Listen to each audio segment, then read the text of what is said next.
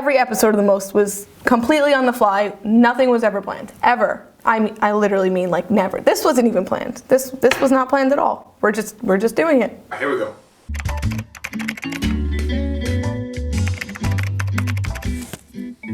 The most.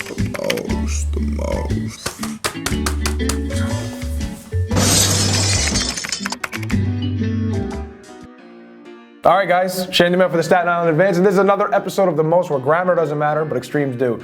Today we're checking out the most memories on Staten Island. It's a sad episode. The series started off with Bill Lyons, who then moved to Japan, taken over by Alex Salmieri full-time. We even had Shira Stoll doing some fill-in work for us, and my wife, Stephanie DiMaio, came to Italy just to help film an episode. First video we're going to talk about is the first video I ever shot. It is the most authentic cuisine on Staten Island. It is the capuzel.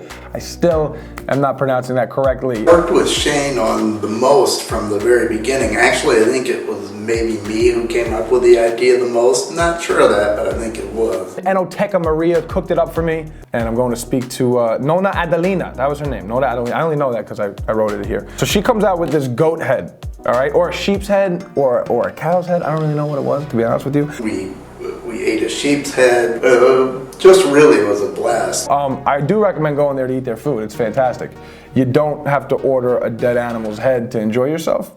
That's what I'll say about that. This is the part I still don't like watching, actually. Yeah, that's a jiggly eyeball right there. And there's my genuine reaction to what that tasted like. Next video we're going to talk about is the most artistic jack on Staten Island. Now this goes to obviously Scott Lebedo.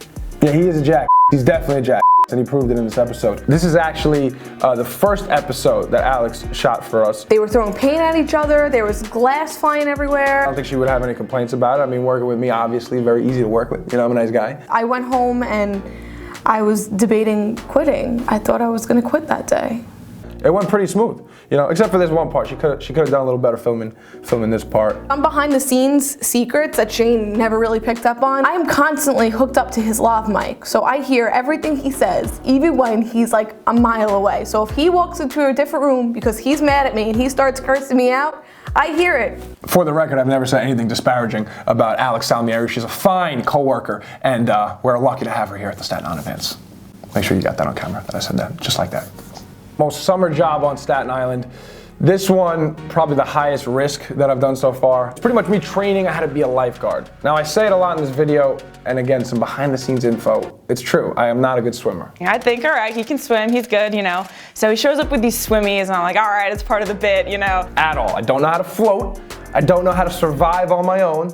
And he gets into the water, and then I just didn't know what to do. It's like, do I keep recording? Do I help save him? Those are real swimmies, really inflated, really used so that I don't go below water.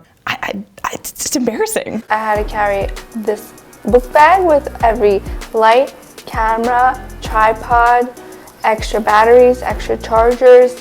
What are those things called? Adapters. Adapters. I had to carry all of that. I woke up at 4 o'clock in the morning so you can go milk a cow. I carried all your stuff up a mountain where there were no lights, so I could not see anything. I set up everything while you drank some coffee and had to run to the bathroom 16 times a day. First off, I have stomach issues, okay?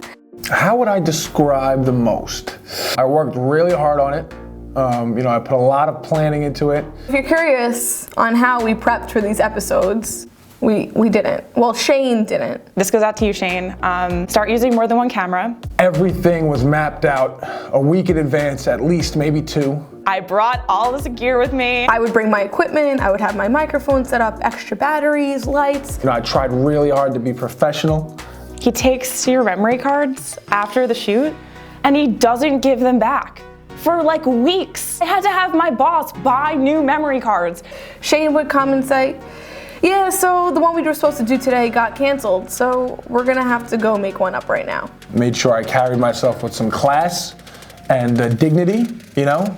Sometimes Shane tries to get artsy. Bring 2 cameras, bring a GoPro. I bring the cameras, I set them up, I make sure I have all the equipment. What does he do? All Shane would do is use the one camera, and when I had multiple camera setups, he doesn't use the footage. I made him use that beginning shot, the GoPro footage. It was like we were leaving, and I made him use it. And definitely try to approach things seriously. That was very important to me. I'm here with the most incredible view of Mount Fuji. I'm waiting here for Shane. He should be here about any minute. Shane? Huh? What do you mean you slept in and missed the airplane? Oh, come on.